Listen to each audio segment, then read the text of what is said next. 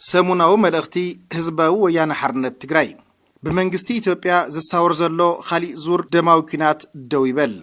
ህዝቢ ትግራይን መሪሕ ውድቡ ህዝባዊ ወያነ ሓርነት ትግራይን ንሰላም ካብ ዘለዎም ዘይንቕንቕ መትከል ዋጋ እናኸፍሉ እውን እንተኾነ ኩሎም መፈላላያት ብዝርርብን ሰላማዊ መንገድን ክፍትሑ ክሰርሑን ክምሕፀኑን ጸኒሖምን ኣለውን።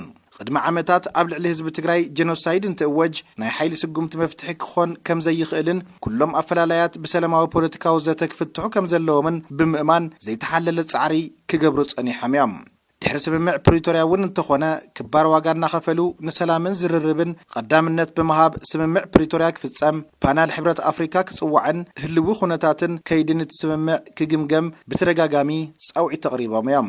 በአንጻሩ ድማ እቲ ብዝወደቦምን ዘዋፈሮምን ዕጡቃት 40 ሚእታዊ ሕገ መንግስታዊ ሉዓላዊ መሬት ትግራይ ወሪሩ ብምሓዝ ህዝብና ኣብ ማእኸላት መዕቆቢ ክሃልቕ ዝገብር ዘሎ መንግስቲ ኢትዮጵያ ንዝኣተዎ ስምምዕ ብምጥሓስ ኣብ ልዕሊ ትግራይ ዝጀመሮ ጀኖሳይድ ዘቐጽሉ ተግባራት ክፍጽም ጸኒሑ እዩ።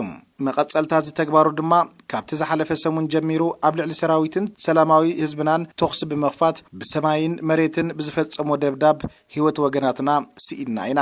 መንግስቲ ኢትዮጵያ ሕዚ ድማ መጠነ ሰፊሕ ናይ ኣጽዋርን ሰራዊትን ምንቅስቃስ ብምግባር ገዚፍ ወታደራዊ ዓቕሙ ናብ ትግራይ ብምጽጋዕ ናብ ካልእ ዙር ደማዊ ኩናት ንምእታው ኣብ ምህንዳድ ይርከብ። ህዝቢ ትግራይን መሪሕ ውድቡ ህወሓትን እቲ ኣብ ፕሪቶርያ ዝተበጽሐ ስምምዕ ዘላቕ ምቁራጽ ተኽሲ ናብ ዘላቕ ስምምዕ ሰላም ክሰጋገር ብዘይ ምርብራብ ክቃለሱ ጸኒሖም እዮም።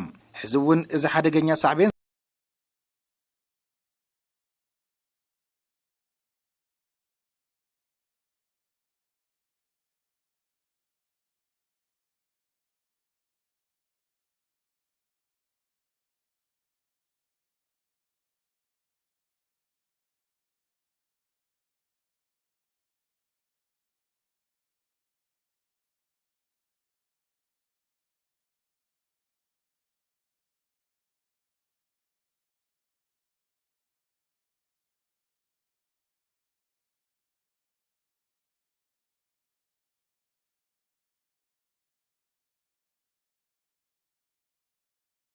ምንቅስቃስ ብምግባር እቲ ብመንግስቲ ኢትዮጵያ ዝሳወር ዘሎ ካሊእ ዙር ደማዊ ኩናት ጠጠው ክብል እጃሞም ክዋፁ ከም ዝግባእ ክነዘኻኽር ንፈቱ። ብሄራዊ ሓድነት ንምውሓስ ሉዓላውነት ዘለኣለማዊ